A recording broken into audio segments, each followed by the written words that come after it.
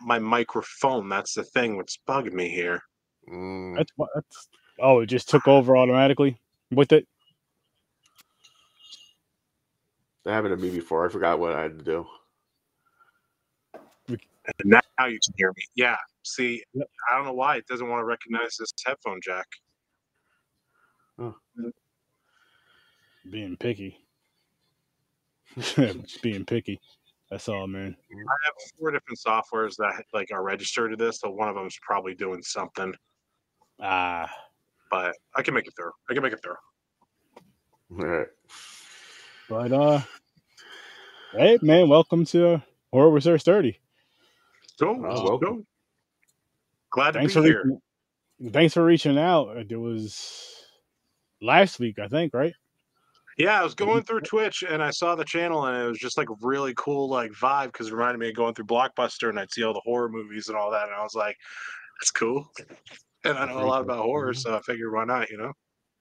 I like that, man. I like that. And that's the vibe I want. Is just like it just looks like a fun, chill kind of whatever movie they're fucking talking about. It just looks like a good time, and that's basically what it is. Sometimes the movies are. I won't even say sometimes. I'll say a lot of times these movies can be pretty damn bad, but we fight through them. I went through the VODs and I was looking at it, I'm like, oh, you guys watch these movies. But every now and then there'd be one where I'm like, ooh, that's a good one. we watch anything, man. Wherever that wheel lands on. Yeah. And just G. Have a good time with it. What's good, G? What's good, man? Appreciate you stopping in here. But Monty, you want to tell the people about yourself? Yeah, sure. Going through a bit of a transition right now in terms of what I'm doing, but prior to this, I was a game show event host for Twitch, and I did celebrity and I did raising awareness for younger streamers. And they were all done for charity, and the charity was Project Innocence, which is to help raise aware for people who were wrongfully convicted in jails for up to 20 years, 30 years. One guy was up to 60 years, did nothing wrong. But what this company does, Project Innocence, is they go back in time because of the DNA testing we have now, and they actually go back and look into the actual crime scene, and they can actually spot that police officer that, like, I gotta be careful because I don't know the terminology I can use, but a police officer who wronged somebody set up like an African-American gentleman, and then that gentleman was pulled away from his entire family, went to jail, did nothing wrong, and was imprisoned for up to 50 years and lost his entire life, never got to see anyone grow old. And to be able to sit in jail and know that without anyone advocating you hurts a lot. So what Project Innocence does is hopefully they get you out like this, so you don't have to suffer the way they suffered. So mostly I just do Twitch, which is game shows and events, but we're almost done the season for wrapping those up. And I realized I wanted to transition to something else, which is I want to get back into doing debates, which I was a huge fan of when I was a kid, but I want to do it with celebrities. So a lot of the celebrities I know are either like aerialists, gymnasts, or horror actors. So we're going to bring them on to an interview and then go to a debate, and people are allowed to come on as we do it and go along with that while we just do standard interviews with people, because I think that'd be a lot easier on the brain. Yeah. Nice. That's awesome, though, man. That's dope. That's dope. Yeah. And his link is in the bio. Go check his Twitch channel out, guys. Oh, I appreciate that. Sounds like some pretty say you sound busy. Yeah, that sounds like it's a very, very busy lifestyle I have, but there's the down moments, because someone pointed out to me, and actually the film, it's not horror obviously, but Pursuit of Happiness with Will Smith, where people keep looking to achieve happiness and maintain it through their entire life, but that doesn't exist. It's about going through life and having those moments of happiness. So it's like those little down times I get, those are my moments of happiness. Everything else is just the struggle for. That's fair. I like that. How's it going? How's it going? And just to let you guys know, so tonight we're going to be talking about Jennifer's Body, starring the one and only Megan Fox. And I'm gonna be honest, I didn't like this as much as I thought I would. Going back from what was the movie we did a couple last week, James, that we liked to hers? It was when she was chained to her dead husband. Yeah. Gerald's Game? No, it's like it's a better version of Gerald's Game. Till Death. It was called Till Death. Till Death. That's it. Till Death. Check that one out. That was I actually liked that. Yeah. Yeah, I feel like her acting was way better in that. I think she was older in that though too, so she had more experience. Well, yeah, she's really young in this. I thought this was like her second movie or first movie. I didn't know this came before Transformers. Or after, but I googled her name. She has a lot of movies before this shit. I was like, oh, I was way off. I was like, damn. What's good, Paul? Not much. Sean just got done with ours. Sorry, I'm a little late. But all good. I knew you guys had a show. Paul, Monster, Paul. Nice to meet you, Monster. How's it going? I like your setup and the colors, man. Thank you. I built all this. So believe it or not, I'm not inside. I'm outside on a porch that's elevated That's cool as hell. So everything's waterproof. So you were bringing up the winds earlier. This entire place was shaking and I was just praying and holding on to it. But yeah, it's all handmade. That's amazing. But yeah. That's awesome. Thanks. Yeah, it is. Yeah. That's I just want to listen to you tell me scary stories. I'm not going to lie. I'm just going to sit there and just, oh, shit. He leans back, puts his hands up on the fucking, what are they, gargoyles? I can't see. Yeah. He's like, let me tell you a story. Yeah. You have the perfect setting for it. Yeah. You could be the new crypt keeper. Like real talk. Maybe, I don't know. I don't know.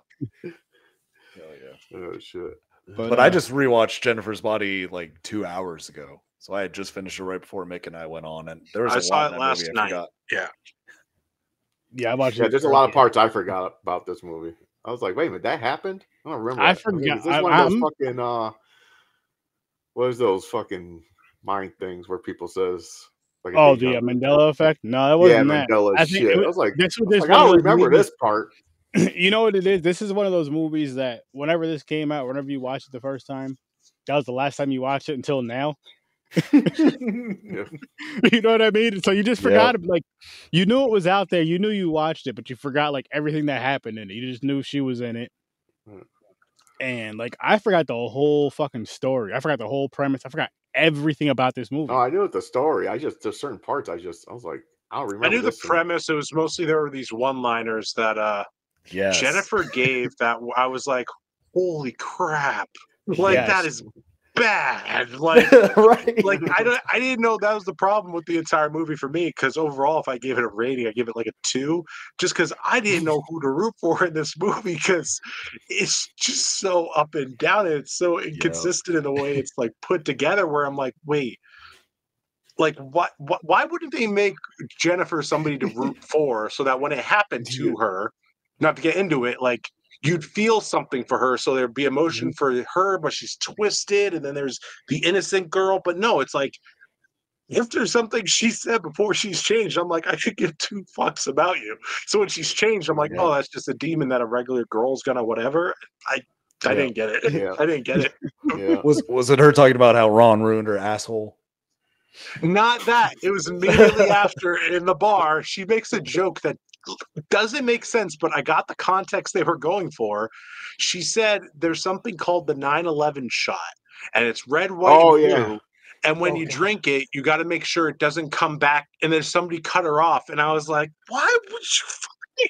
Jesus Christ! It's like it was just a dark joke to be like dark and edgy, I guess. But it's like, so you don't want us to like her? Like I prefer Ron over her. Because Ron is supposed to be the douchebag, but he did nothing douchey. He burped and grabbed his belt. He did nothing douchey. She grabbed him by the balls and was like, oh, what are you going to do, Ron? He's like, well, maybe we shouldn't do this here. It's like, he's not a bad guy. She's literally hurting people. Now, Ron, I forgot Chris Pratt, right? Yeah, that's Chris Pratt. Yeah. Completely forgot he was in this.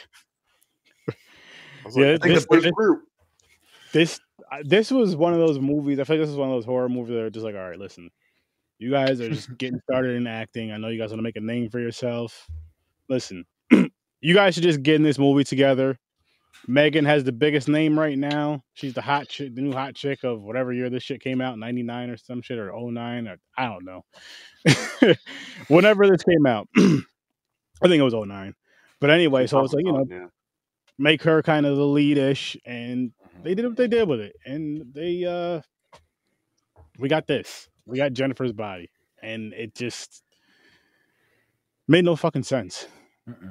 My biggest complaint is that they play through the only through scene the trees. I really enjoyed was the beginning when she fucked a kick to the fucking lady with the clipboard. She's like, because I like them. Bow. She was like, this is Sparta, and just kicked her right in the fucking chest. Yeah. I was like, oh shit. I was like, all right, cool. Absolutely. What I didn't get locked up. I didn't understand the so the freaking Panic at the Disco band. Like, I get them being in a cult. Like, I get it. Satanic, whatever. They don't really even explain what they're doing, because the whole time people believe that it's like a vampire they're creating, but no, it's not a vampire, it's a demon. Okay, so they're doing demon, they're playing rock music, which is connected to satanic. What I don't get is, why do they have to play a gig in order to get her? Because the thing is, people are like, oh, well, they needed bodies. They needed bodies for the sacrifices I was looking up online on Reddit or anything. But I'm like, no, the fire was fucking accidental. Like, he's playing, he turns around, and it's like, oh, shit. And there's a fire that erupts. For some reason, he just turns around and keeps playing. And then, if you remember, this is the funniest moment in the entire movie for me. It's the fucking civilians, how they react to fire. Like, one guy's just, remember, he's just standing and staring, and then a thing just crushes him. And then the mothers with their kids, like, what are it's like, go to the fucking door. Nobody's reacting properly to this fire. And then they get outside, and they're like, oh, thank God. And then, like, the band member comes out completely uncharred, leading you to believe that they are, like, I'm sorry, vampires in some way. And then they're just like, hey, you want to come to our van? And she's like, yes, let's go to their van. And I'm like, that's a vampire trance. Like, I don't remember any demon in any movie putting a trance on somebody, but yeah, it's demons. So they get in the van, shut the door, and Amanda Seyfried is just watching as this happens. She's not even speaking. She's not really saying, no, stop, don't, whatever. She's just watching. And then it transitions to the next scene, which is either, I don't know, her room or high school. But I just don't get the occult and what their goal is, because they don't really say it. Are they just trying to make a demon? Because they didn't put a name to the demon. That's where movies like The Conjuring got it right. You know, like with the demon in what was the name? The nun.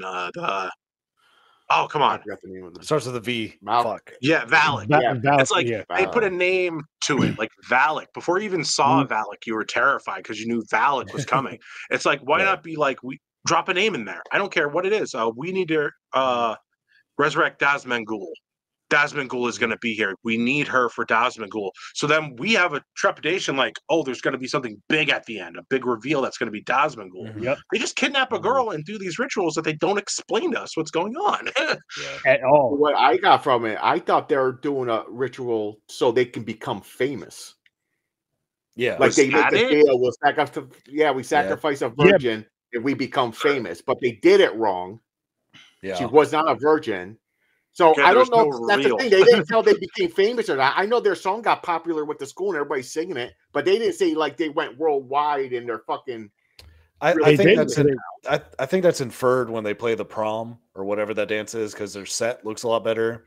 And then with the end credits, you know, they're showing them in a hotel living it up, getting out of a limo and shit. So I think it's slightly implied. It's not in your. They should have just shown it very, like you said, been like, oh, they're on a worldwide tour. But it's so that's what I got from them. They made on top of that, they weren't even that fucking important. I couldn't, every time that some bitch started to sing, I was like, God, when is this gonna stop? It's like it didn't improve the voices.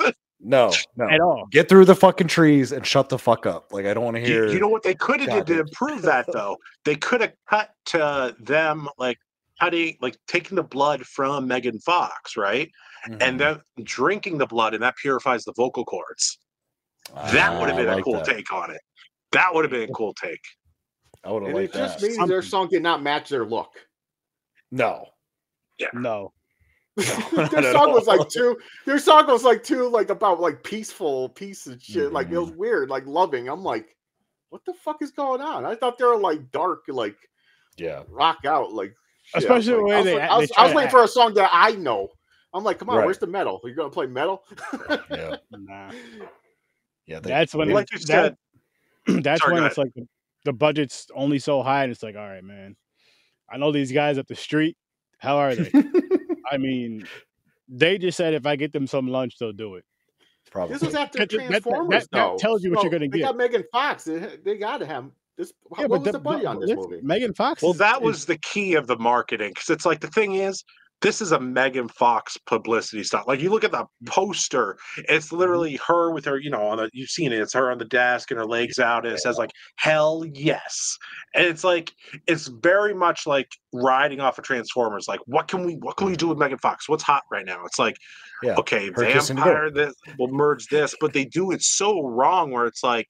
Again, the person on the cover of that poster should be Amanda Seyfried's character because she's the protagonist. The film doesn't start with Jennifer's body. It starts with Amanda Seyfried in jail, and she's called the Kicker, which whatever. And then we found out why, because I like the kick. It's like no shit. Thanks for the foreshadow there. But the idea is she's trying to like it's foreshadowing like how she got there. And it's by facing a demon called Jennifer. And the fact that Amanda Seyfried's not on the front of the poster is just weird. That's like having, I got to make a Transformers reference, I guess, because she was in it. But it's like having Megatron on the front of a Transformers. It's like, no, you put both on to show the duality between the two. But the whole thing, I really didn't understand. I'm usually pretty linear and lenient when it comes to horror films, especially if they present themselves a certain way. Like Puppet Master, it knew it wanted to be fun, but it kind of took itself serious. There's campy good movies out there, like Killer Clowns from Outer Space, or like where it's like it's good. That's what it is. It's good. It's just a good film, and people can say, "Well, that looks campy." It's like, no, you gotta watch it, man. Like it's just a good film. This, I don't know if it's campy. I don't know if it's supposed to try to be good. Even Amanda Seyfried said at the MTV Awards when she was accepting her speech, she said, she's like, look, the opening line was, she's like, look, I know a lot of people don't like this movie. like she even knew because the budget was so low, but I didn't know what they were going for. Like the makeout scene between those two characters. Like I didn't get how it was creme de la creme. Don't get me wrong. But the fact is, they have a 2-minute conversation. She's witnessed Jennifer morph and kill, and she has blood all over her. But then she's cleaned up in her bed. And the first thing you would have in your mind is not talking for 2 minutes, then making out with that individual, leading to sex. And then being like, well, what the fuck happened last night? It's like, that would have happened first. Like, the murder would have transpired because at the end of the day, it's like Amanda Seyfried, correct me if I'm wrong, I don't think she ever states she's bi. Only Megan Fox does that in the movie where she's like, I go both ways. And that's her, get your hands off her, you bitch aliens line. That was her line. But I didn't understand it. Like, it went back and forth to the point where I kind of just gave up and I watched it. But it's not a clean film, and the fact that like spoilers, when Lance Hendrickson shows up at the end, I as a nerd, because he's the one from Pumpkinhead, he was in Near Dark, he's the lead driver, he's the old driver that picks her up, he was in Terminator, like all these films, right? I don't get why they would get him and not like Taylor Lautner, because this film is catered to teenagers. That actor is not part of their generation. So that was their Nick Fury. They thought that Nick Fury guy was going to pick her up and be like, oh, you're in a journey, and they're going to have this anthology. It's like, nobody knows who that is watching this film because they just saw Twilight. Get somebody that could connect them. But yeah, that was my feelings. There was not a moment in the film where I was like, that was a good shot. Ironically, I'll say this just to wrap up my piece. What was worse than the writing for me personally, because the writing, it does feel like if you're learning how to write like a type of film, whether it be action, horror, or this, it's very in place. Like it works, but it's just not. There's no character development. There's no caring. There's nothing there's in no it. It's depth just to it. right. It's written properly. But the one thing I noticed the most that stood out to me is the cinematography. They played with the colors so much that there was no color gambit. Like if you watch Saw, it's tinted green. If you watch 30 Days a Night, the saturation's elevated to a certain extent, and then the contrast is brought slightly lower. With this, they were literally like, if you go back and watch it, it's blue tinted, green tinted, this. And I was like, they're just doing this because it looks good in that element, not because it means anything. So it doesn't feel cohesive. So when you add that to the storyline, it's all jumbled and shaken. And yeah, I'm not a fan, man. No, I'm right there with you with that, man. It was just like this, nothing attached me to this movie. I'm like, fuck, the story's not that good. The story's whatever. Like you're just saying, I understand it. Maybe it's someone's first movie, which cool, fine. Right. Wasn't for me. And then Megan Fox, like seeing her in this, I'm just like, this is just bad. Like the acting is horrible. Yeah. Even the end fight scene was bad. Once you take like the attraction away, and even then, it's still probably sucked when I first seen it. But even when you take the attraction away, even more so, it's just like, holy shit, this is horrible. I mean, but this was the times when I'm sure it went up to throughout the 2010s, close to the 2010 at least. Remember in like the early 2000s up to around 2010, anybody could, rappers, anybody just in these fucking movies. And I feel like this was that time where, or the like hot Halloween chick. H2O where Busta Rhymes was the final girl. Yes. Or LL Cool J twice. Yeah, exactly. And I'm just like, you guys are just throwing people in just because they're popular, that name. And of course, for her, she had the look. And they wanted to get her, see what she could do. And this was just not it. Like this. And it didn't even feel like a horror movie. It felt like it felt like the same people who made Cruel Intentions made this. And they're like, all right, you start biting people with the mad teeth, have some demon element to it, but have this stupid ass high school drama that no one cares about, and just and I'm like, oh, what the fuck? This is just a scary version of Cruel Intentions, or all the. We all know those movies and all those shows that came out around that time. They're all basically the same, just a different title. And someone else had the STD, and someone else was pregnant, and someone else was dead, or whatever the case may be in those shows. They were all the same. Yep. Different about the people, just different people with different drama, but the same, like, whatever. And that's what this movie felt like. It just felt like just grabbing ideas from a bunch of different things. And this time it didn't work. No. You know what it did work for? The movie I reviewed on Sturdo Vision on Friday, Rotor. It worked for that. I fucking love that. I am so happy. Listen, I said when I was reviewing that movie, James, I said, I'm going to start talking about this movie a lot like I do with Thanksgiving. Oh, my God. It was just better than this shit. I'll tell you that. Yeah, and the only reason, because I remember the actual time it came out and like the hype behind it. It was pretty heavily marketed. People wanted to see it, and it was mostly just to see a more sexualized version of Jennifer's body. That was the expectation. Not Jennifer's body, Megan Fox. Because coming off of Transformers, like, I'm sorry, there's not one guy on the planet that didn't pause the frame where Shia LaBeouf is watching her change the engine. And it's like, that's in everybody's head. And they're like, did you see Transformers? Megan Fox was so hot. We got to see our childhood come to life through these characters. And then we got to see a hot chick with her. That's awesome. Oh, wait, the hot chick is coming out with another movie. I'm going. And then you go and you're just like, oh yeah, filmmaking requires more because you technically got what you want, but at the same time you're like, it requires more. You see, and what I've learned in life, gentlemen, is if you're going to see the hot chick for a movie, just watch porn. Other than that, just watch a movie. Listen, I don't care who's in it. If it's good, it's good. There's only one exception to that rule, and I'd say it's Wild Things. Oh, if you watch Wild Things, that might be the exception. What was that, Nev Campbell and Denise Richards? Yeah, Denise Richards. That was the exception for me. I don't know about the AD twists at the end of that movie. But, was that where the hookers die in the bathroom? It's when Matt Dillon is was it Denise Richards and Nev Campbell are trying to hit on Matt Dillon, who's a teacher. Oh, okay. I was thinking of a different movie. That's all right. Yeah. But yeah, no. This movie, it was just, I don't know, it was just a mess. Like, I still don't understand the concept. Like, I don't know the premise. Like, it seems like you do, but if you think about it logically, because the director that did this is a female, ironically, her last film, I was actually shocked because I like and dislike this film. Like, people always beat me up for it. The dialogue is awful. The cinematography is amazing, but it's Aeon Flux with Charlize Theron. When that came out, like, people were hyped about it, but they were trying to reinvent the comic, but people didn't even know it was a comic, so they just went to go see a movie that was weird to them.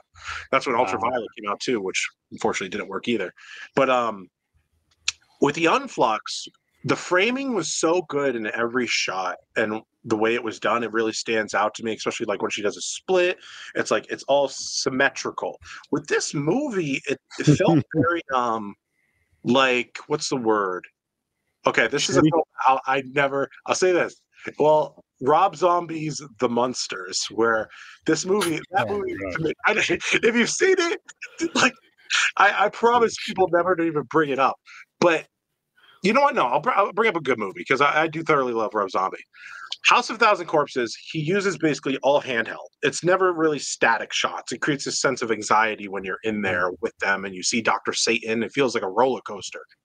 I felt they were doing the same with this times where it's like they're going like this, but I'm like, yo, they're just talking. Chill the fuck out. Like, they're just, like, it was too much for me. It's like a static shot is fine. Do what you did in the Unflux. Know how to profile your shots, do the mid shots, all that, dolly this, but you don't need to fucking be like, here we go. Like, why would they do this Evil Dead shot when Jennifer's in the woods with the guy and then cut to a static shot of them just talking normally? It's like, wait, was that a jump scare of a camera move with no you're just gonna violently go in and then just be like, you know, I really like you. It's like, wait, why the fuck did it? I thought something was coming.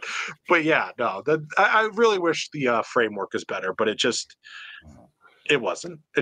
Whatever. I felt like with this felt like they were just trying a bunch of shit too. This was also that area where you just try shit and see what sticks, or you go with the popular shit, but then you throw your own little sauce into it and see if it works. And with this one, they just I don't think I need to see this movie ever again in my life. Nope. It's nowhere near the worst movie, but it's just there's nothing to it. It was boring. They don't explain my biggest pet peeve about this.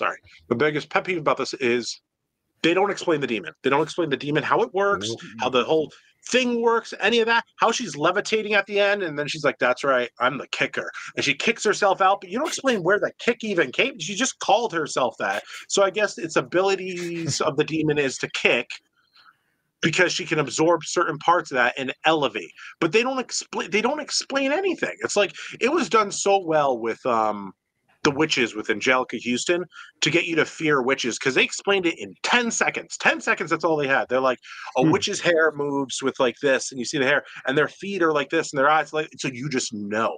But they give us no information on how this fucking demon any of it works, so that they can literally, if she shot lasers out of her eyes, I'm like, yeah, it's a fucking demon, of course. Probably the demon that shoots lasers. It's like, you can't just do that, man. It's a write-off. Demon that shoots lasers. Yeah. I love that. So she was elevating and she was going like this. So she's using a demon's power. This is the contradiction. A demon's power to meditate in the air. Yeah. And then she's like, let's go. And she's like, yes, there will be a sequel. It's like, no. No, it's supposed to set up like her going to hunt down that band. Yeah. Probably. That was probably the idea. And I wonder how that would. Well, it would have sucked, but it would. I wonder how that would have looked. I can't see how that would be good. Oh, if you rewatch the credits, you'll see it on there because they show it. What I do with really shitty movies that I don't enjoy, like whatsoever, I connect them to really good movies, and then I off that character. So if she's going after the band, and in my mind, I'm like, okay, maybe she's not a demon because she can still be a vampire because she still is levitating. Her skin won't burn because she put lotion on, probably. She goes after the band from Queen of the Damned, and they kill her in the background, and I don't know it. And then the band performs and Elias in it. So that way they're all going together in this little MCU universe I have in my head. But at least I'm still being kind to the shitty movies. It's just this one just seems like it was going to be offensive. But that one line like deterred me so much when in the bar where it's like, "Do you want the 9/11 drink?" Like, okay, first of all, if you're there, it's such a stupid fucking line because there's no bar. There's no beverage in the universe. You could be like, "Can I have the 9/11 drink?" And they're like, "What's that?" I'm like, "Well, it's red, white, and blue." And it's like she was saying it with such candor as if it wasn't a joke. There was actually a drink that exists in this universe that's called the 9/11 drink. And right when she said that, I was like, what's the point of this stupid, like, who has, like, we're all very intellectually, we know our horror movies. We know movies in general, if we know horror. We know the fundamentals of how to write a script. Like, if you're writing your first script or a script in general from the heart, you'd see that. You know, as moviegoers, we see the mistake. So you're wondering, like, should I trust this director if they can't even see their own mistake? Like, if she comes out with another movie, I'm not going to watch it because it's like, I get the idea of being experimental with it because a lot of people are, especially like Tarantino was experimental with Reservoir Dogs. It was a hit, but there were no flaws in it. That's what made it a hit. Right. So in terms of stuff like this, it's like, I don't know. Because if you can explain to me, I'll give you 5 hours. How this movie works. I will take it out of the $5 bin and I will sneak it on a shelf in a bookcase that says $39.99 Blu-ray 4K. But I don't get it. The boyfriend I thought was lame. Amanda Seyfried's like boyfriend who's just there. He's not even like, I would have preferred if his character was more like either, what is this? Steve from Stranger Things, or the asshole? What is it? No, you're right. Steve from Stranger Things. Steve from Stranger Things, who has a bit of oomph to him, or make him a complete douchebag like the guy from Nightmare on Elm Street that got choked out by the sheet in the jail cell. You know, like he's a greaser head or whatever, so that he can go after Jennifer at a point. So it's almost like a leveling up system, kind of like the movie The Raid or Old Boy, where it's like you're going for the boss. Yeah, it would be cool. Like the boss is Jennifer, and we know she's this demon, and everybody's going after her. But the one that's going to overcome her anxiety and do this is going to be this, which is going to be Amanda Seyfried. But it was complete.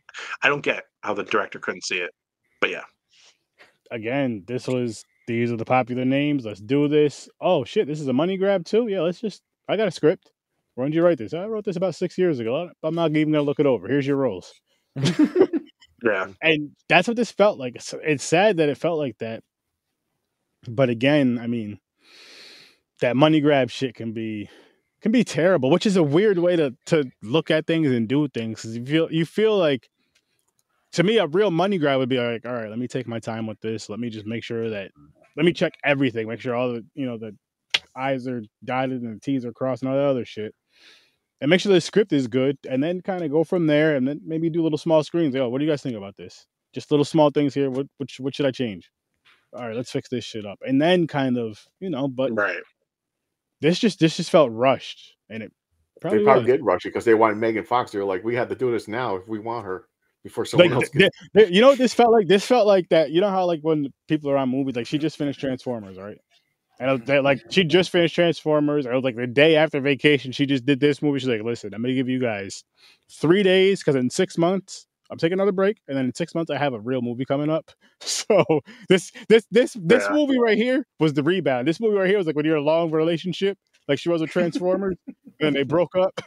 Now she's upset. So she went after this and it didn't work. You've seen with the movie.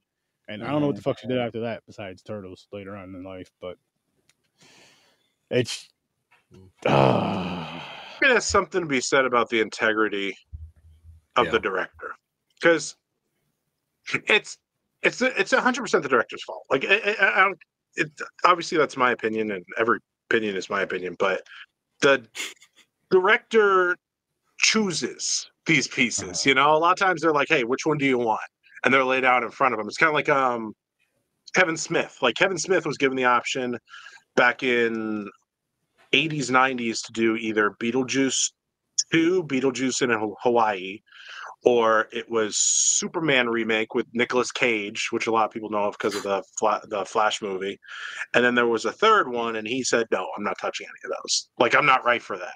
So I can get the temptation of, like, this director, if she's sitting in a panel and they're like, okay, we're going to give you a movie, you're either going to choose this, this, or this, and she sees Jennifer Body and she sees this, but she's still given the opportunity to fix the fucking thing. Like, that's the thing. It's like, there's still a process after that. Even if it's written, you go through rewrites, it's just lazy to sit back and be like, yeah, you know what? It's good. Let's make it as is. And like you said, like, well, let's experiment with it. It's like, it's about having integrity. Like, you look at any director out there that's a headliner, like, I'll bring it back to Tarantino, I'll bring it to Robert Rodriguez, who does the exact same style of film. Like, his movies are the definition of campy movies, but they're fucking good because he cares about it.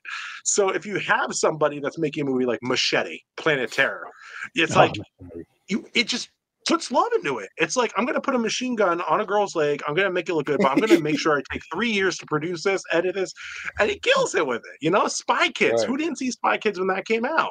It's like, you need to love your project. Don't just do the project. And I hate directors like that don't, like, immerse themselves, because you hear the directors that immerse themselves all the time. Like, we've been hearing about freaking Nolan making Oppenheimer when he was coming out with The Dark Knight. We heard about that 4 years before it even came out, and we were psyched, and he kept talking about it. It's like they care about the project. Jennifer's Body was very much a studio's output. The director never once came out. It never said from the director of Young Flux. It was like, it was the studio. That's it. It's just a little ticket that could be another thing too, where the studio is just like, look, here's your shot at something.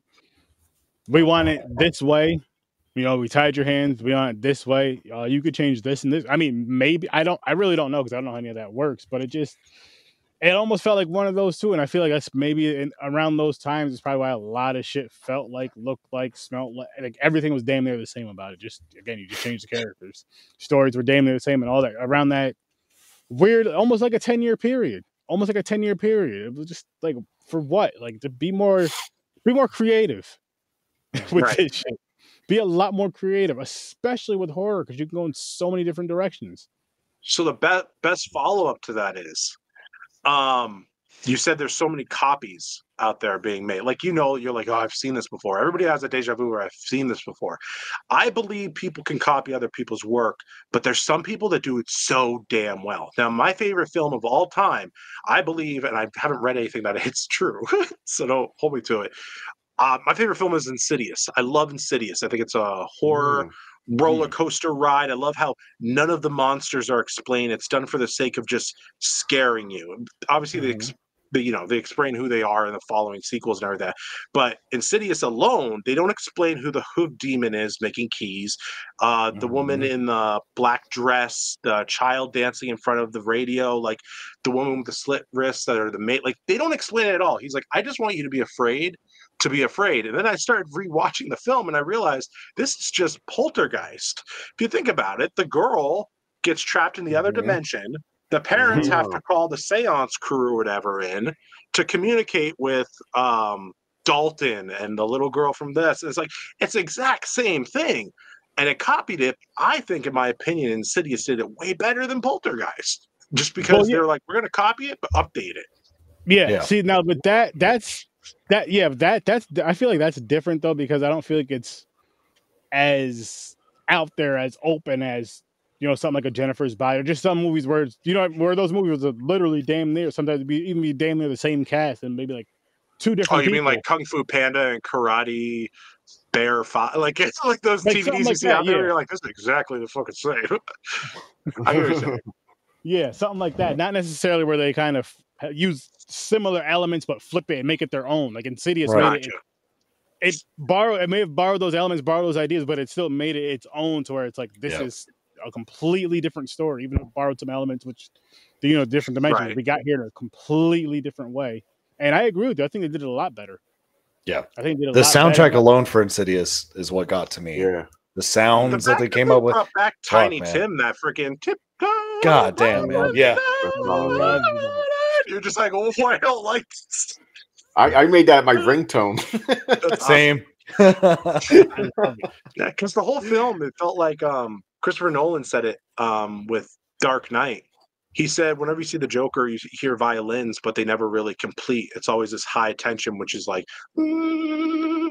and that's Insidious with its soundtrack. If you listen, it never ends. It's like this, like even the first shot, it's tense because I'm gonna geek out real quick and then I'll shut up, I swear. But the first shot of Insidious, it made me want to get back into screenwriting.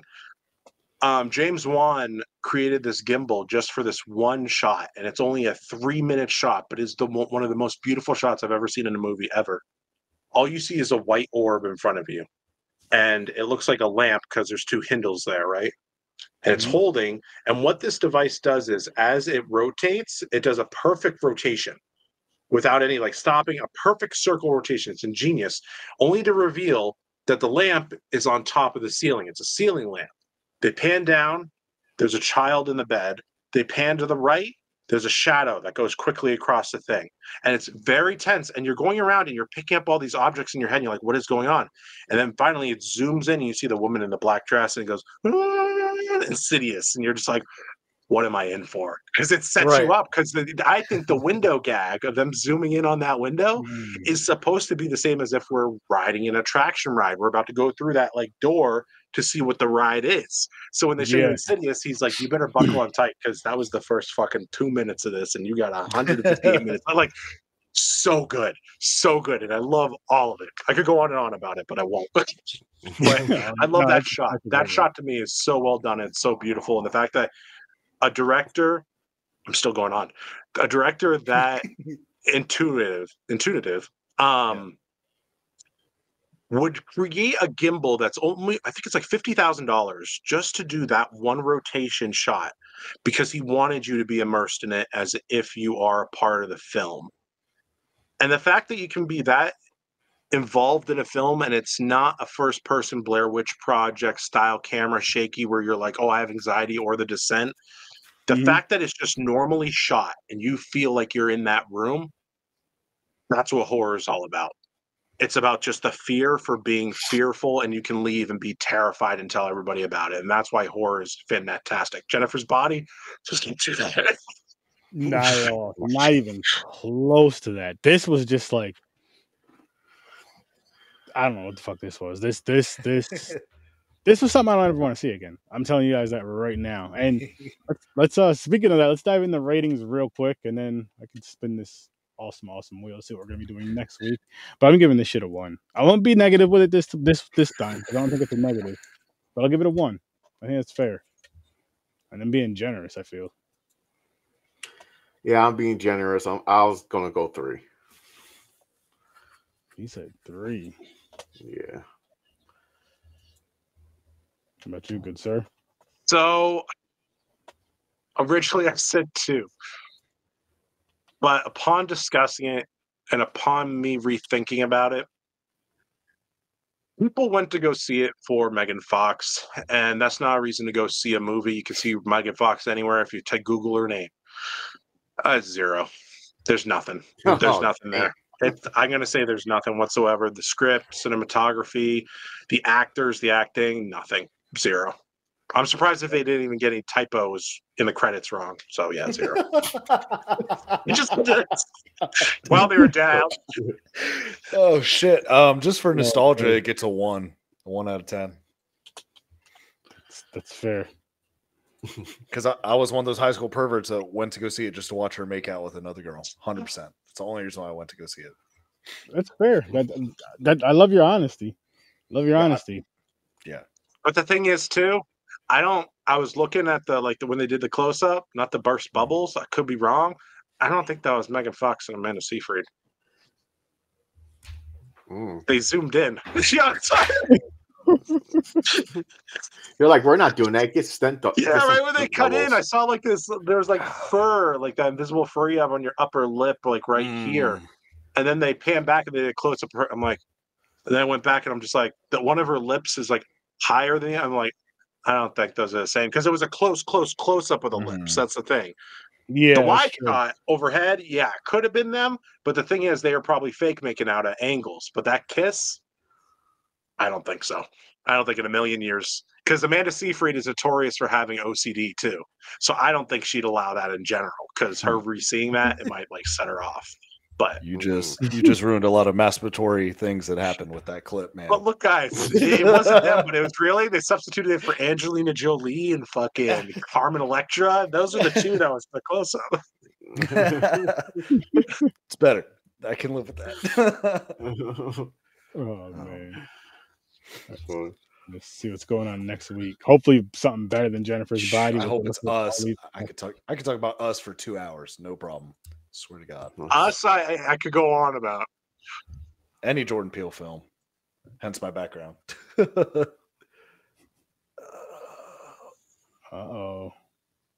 that? Hard Candy. Okay, Hard Candy. Oh my gosh. Yep. I hate that I remember that movie. Poor guy. I'll say that. Yeah, the movie's messed up. Nah, fuck that. Not poor guy, because he got what he was asking for. Not like that. Hey man. You take what's not yours. You got to suffer the consequences. Misery is in my top 10. That's actually a film that I actually wrote an essay about. Oh, that's awesome. Misery's awesome. Yeah, Misery is awesome. Oh shit! Brutal. Yes, sir. Oh, that's for Thursday. That's gonna be a fun one. Nice. And this Thursday we are reviewing. The hell was it, Aaron? I blanked out. Audition. Thank you. That's a movie. For that. That's yes. What's the roughest movie you've seen? Oh, it's the cannibal ones. Holocaust or just in general? Holocaust, and there's one. What is there? Green something? Green Inferno. Green Inferno. Green Inferno. It's fucked up. Those type of movies are just you're like, it's not like a horror movie you can enjoy like. Oh, that was fun. Everything is you're like, right. Jesus Christ! Like, well, it's funny you're watching a snuff film. You're watching a snuff film. That's what you're like. God damn. Well, it's funny you say snuff film because there's a film. So I'm okay with cannibal movies. I don't know why they don't really bug me, but I think it's obviously done by person. The film that bugs me the most because I think it's just ethics, not ethics. I'd say morals. Is Martyrs. The first time I saw Martyrs, especially the original one, if you haven't seen it, it's basically just, it's a disgusting film. I'll say that. It's about torturing people until they see the other side. Yep. And the way they torture certain individuals, it's not men they torture. And that's one of the biggest things that can really gripe your stomach. So if you see a guy wailing on a girl for a good 5 minutes for no reason, at a certain point, it just like makes you sick. So it is a horror film. Obviously, it's horrific. But in terms of like gore and all that, I don't really get sick. It's usually that moral statement where I'm like, what the fuck are you guys doing? It's just like unnerving to watch. Those type of like, don't fucking do that shit, man. Like, that's me. Mm-hmm. See, and I've only had that with one movie, and that was Spit on Your Grave when they make the handicapped brother rape that poor girl. That part, that's probably that's the only movie where I've ever been. I almost turned it off because I was like, I can't handle this. That too for me. Yeah, that was with me with Devil's Rejects. I actually did.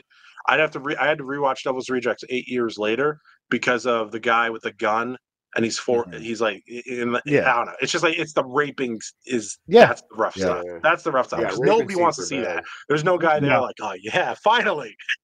Yeah, no. No, it's even more crazy like seeing it as an adult, like as a grown man. You look at it even more different. It's like, what the fuck? Like what movies would we do? Last House on the Left.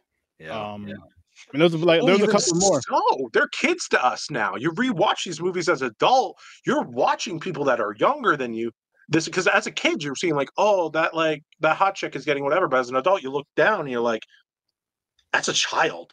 Like it's just weird to look at. Yeah, but I'll say like with those movies,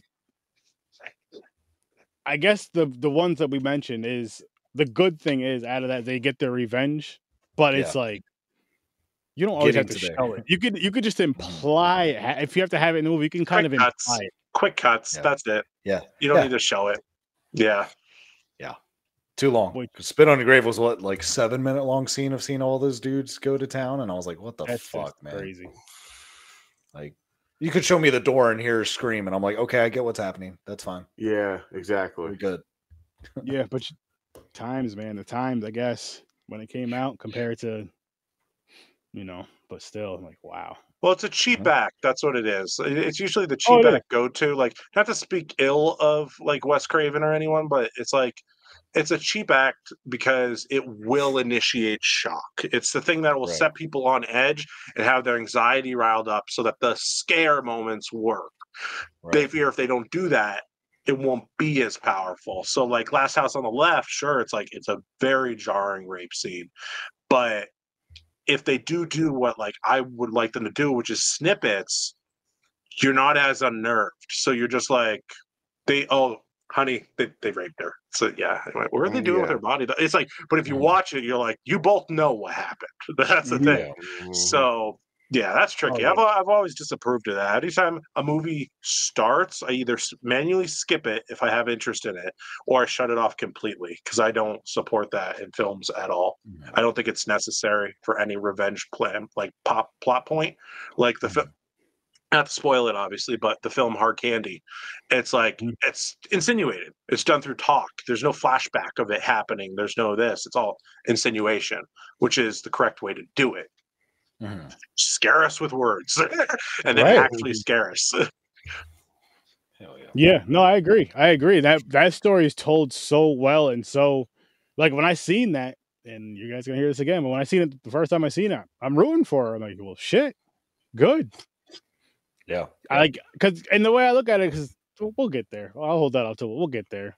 I just have no sympathy for people that do something like that. It's like, hey. However, she got her revenge. She just got her revenge. You did what you did to her. Now it's your turn.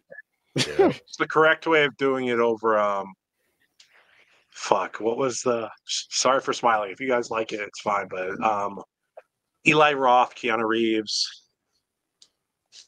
two girls at the door. Was it Knock Knock? Not the visit. The visitor. Oh, Knock at the Door. No. Is that it? No. It's about two girls. One of them is the really popular one now. But Keanu Reeves is there, and he ends up cheating on his wife with these two girls that are in the house. And then Knock Knock. Two girls. Sorry. Knock Knock. Yeah. And the two girls are basically setting him up. But it was poorly done because Keanu Reeves is it's just his accent is just like Butch is like, what are you guys doing? It's like every time, but it's worth watching, but it's very much the same where it's flipped. Now it's the females doing it to the male, which was interesting to me because it didn't really bug me as much. Right. But maybe that's because I'm a guy. But it was interesting because they're setting him up. Their idea is they go from house to house and they're trying to make the male look like it's the bad guy. And I don't know where I was going with that, to be honest. They shouldn't be fucking with John Wick, though. You gotta be careful. Right. Probably won't even waste a bullet. Yeah. Yeah, he didn't know what he was capable of then, James. He was still young. Dog. Speaking that fucking for next week's movie, I hate the fucking scene in that movie with the dog. But anyways, we'll talk about it next week. We are watching the original one, right? What are you talking about? Audition? Yeah, there's only one. Okay. From '99. Oh, there's another audition. No, we're watching we're watching the one that we. Okay, that's okay. That's the one I watched. One from Japan. Yeah, yes. That's the one I watched. There you go. Yes. In my mind, that's the only one that exists. That's fair. In my mind, it's the only one that exists. That movie is just. What is that? Who directed that? Was that Takashi? He did. There's a director that's really fucked up. That I've seen all his films, but for the life of me, I can't remember one right now. But he did. It's a really Ichi the Killer. Takashi, yeah. Oh, Takashi, Miyazaki or something. He does like torture horror. It's like it's torture, horror, action, and it's actually really done. If you ever get a chance, look up Ichi the Killer. It's fucked. Like it's so fucked. You have no idea. But there's something about it that's really cool. It's fucked, but it's cool. I'll say that. Interesting. I have to check it out. It sounds familiar. I might have seen it. Well, I don't want to say. If you everybody every time they type it in, they're like, "I've seen this picture before." It's a guy with like stretched out things, and it's cool. Ichi the Killer. I'm looking at the poster thing. I'm intrigued just from that alone. It's really cool. It's a detective movie, and they're trying to track a killer named Ichi. But I'm not going to spoil it. But it's very fucked up movie. It's gonna make you like your stomach turn. So I always say like eat on it. No, have an empty stomach when you watch it, because there are like things in there that can make you want to regurgitate. But the guy's really a genius. If you watch it, he's not. He has an art style about it, which is really cool. So basically, can't watch this one with the wife. Gotcha. Nah. No, because the first scene alone, she'll be like, "What the fuck? What the fuck?" Oh, okay. No, I never seen this. No, I never seen this. The Killer. Yeah, that's the. I believe that's the detective that's hunting Ichi the Killer, and he's actually pretty damn cool. But it's a really fun film, and it was my transition into Korean Japanese cinema. Really? About 8 years ago. Oh wow! Because once you watch that movie, you're gonna be offended, and then you're gonna want to watch more, and then you start binging all this other stuff, and you'll get through them. There you go. Oh man, I can't wait to see that now. I'm excited to see that crazy ass shit. I have a question though for everybody. Have you guys seen? And if it's a yes, awesome. If it's a no, awesome, because you guys are gonna be like, "Fuck yes." Have you seen Behind the Mask of Leslie Vernon? No. Oh my gosh, guys. All right. You guys are going to love me right now. Every time I recommend this, people freak the fuck out. More so than Ichi the Killer, any movie anybody's ever recommended for you. I'm just going to say the premise, because if you are a horror fan in any way, shape, or form, you will geek the fuck out with the amount of references that are in there. Imagine a movie that is set in a world where every single horror location actually exists. Crystal Lake, all of them. And all the news outlets actually know about Jason, Michael, Freddy, et cetera, But the thing is, just like real life, people don't really believe it. Same in the Nightmare on Elm Street movies, where it's like, no, he doesn't live there. That's not possible. But they do. So knowing that the horror realm is all connected, there's a guy named Leslie Vernon, he's kind of like Jim Carrey. He wants to become a killer. So just like them, he wants to become the new killer. So he starts training himself to become the next serial killer. And this documentary crew, like I don't know what you call it. They're at school. They have the camcorders, whatever. They're like, oh, we can make a documentary off him. He's not serious. So they don't believe that he's actually trying to become a serial killer. So he starts revealing tricks. And they're like, wait, how'd you do that? And he's like, oh, you want to know how this is done? And he starts breaking down the science of how Freddy works, Jason works, Michael works, all of them work, and how they do their supernatural abilities without being supernatural. And it's ingenious the way it's done. And the only one that I'll treat you to right now, this is the one that gets everybody on the hook. He's like, okay, you know Jason Voorhees? And she's like, yeah, of course I know Jason from Crystal Lake. He's like, you believe in him? And she's like, no, he's just Jason from Crystal. Like, it's a story. He's like, let me show you something. You know, when you watch movies or whatever, he tends to naturally just catch up with the civilian. And she's like, yeah, like he teleports or whatever. And he's like, what if I could do that to you right now? And she's like, that's impossible. And like me as a viewer for watching the first time, like, that's fucking impossible. Like, how could you do that? He's like, I'm going to stand right here. I want you to run as fast as you fucking can to that tree down there, which is a quarter of a mile away. I'm going to be there. And she's like, that's not possible. And she's like, can I look behind me? And he's like, yeah, go ahead. So sure enough, she starts bolting it. He doesn't move an inch. She looks back after like 3 seconds. He's still there.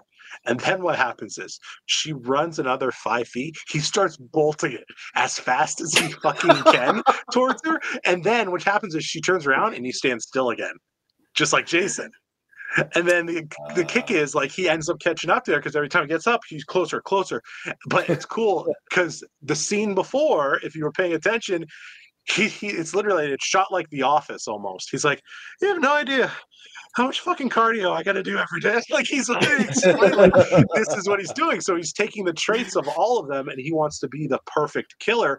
And at the end, he literally kind of combines everybody into himself. So when you watch this, I guarantee you, you're going to see Easter eggs. Like you're going to see, I'm not going to say who, but you're going to see a lot of slasher killers in the background, like the actors walking around, and you'll see like the girls jumping rope from Nightmare on Elm Street. So if you like horror, Rise of Leslie Vernon, 100%. I've never met anyone that hasn't liked it, and it's literally my go-to horror film every year. Every year. I'll have to check what time of year? What time do you watch it? Do you watch it at a specific time of year, or is it just? So I'm very weird. I mostly strictly watch horror, and every month of the 12 months of the year, it's a different genre.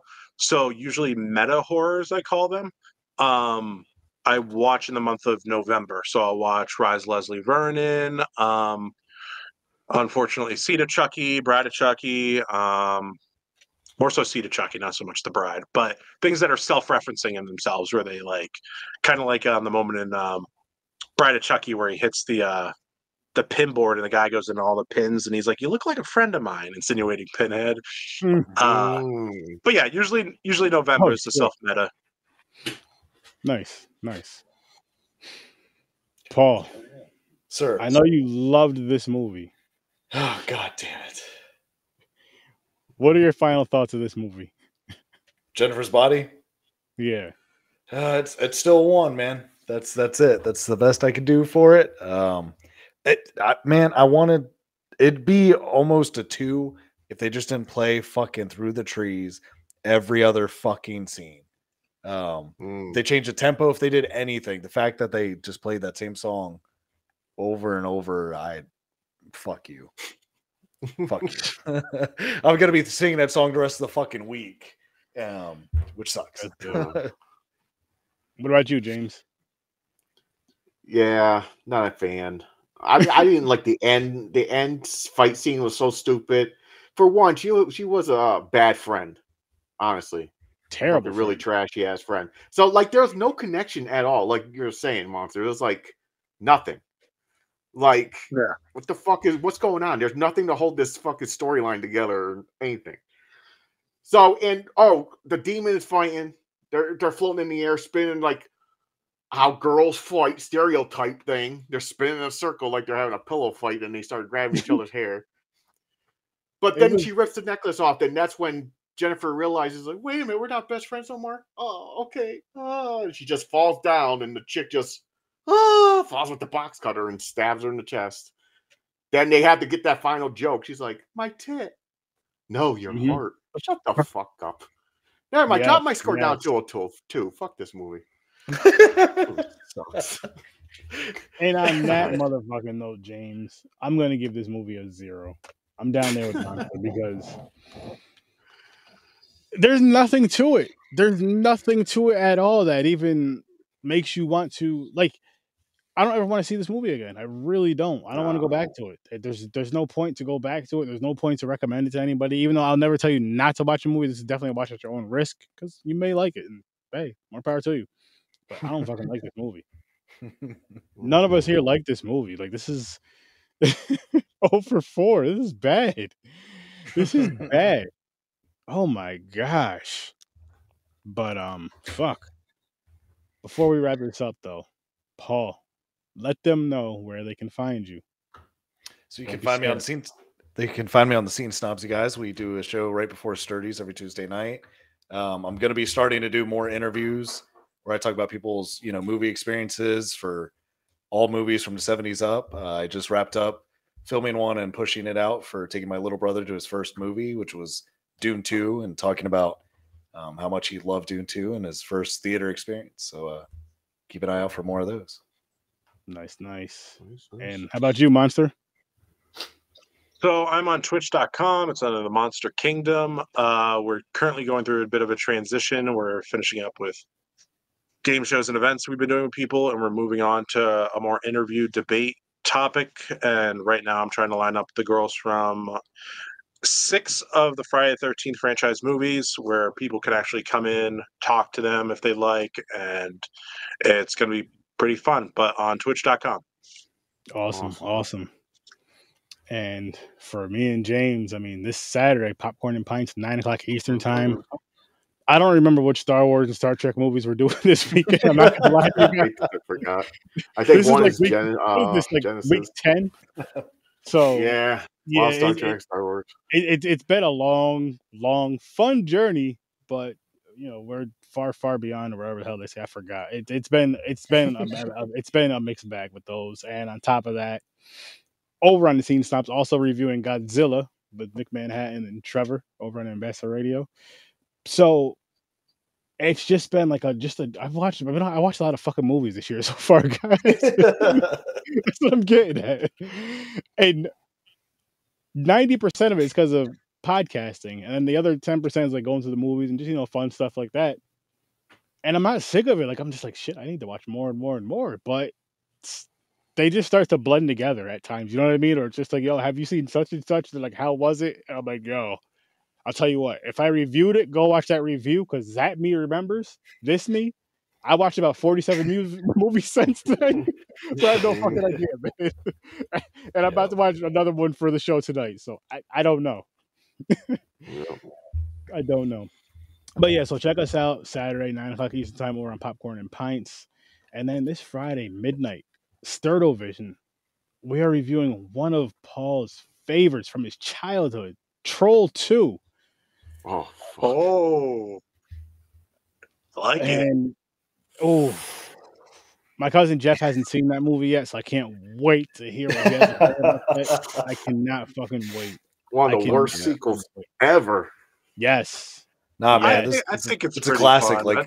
like Aliens. It reminds me of Samurai Cop or like The Room, where it's like, the popcorn scene is best for me. I love that. The kid pissing on the table is what pissed me off the most about this whole movie. From what I remember, that's what stands out. Is when they're eating dinner, he just stands up and green peas just come. What the hell is going on? I would have flipped that fucking table over so fast. Like I didn't mind the first one. No, the second one, the second one, I'm like, what the fuck? You know. Am I remembering that correctly? The second one is the popcorn sex one, right? I can't remember. The second one is like one that I won't say everybody hates it. There's some people that enjoy it, I'm sure, and some people that probably love it. But everybody that I've talked to or came across cannot stand that movie. I can't remember.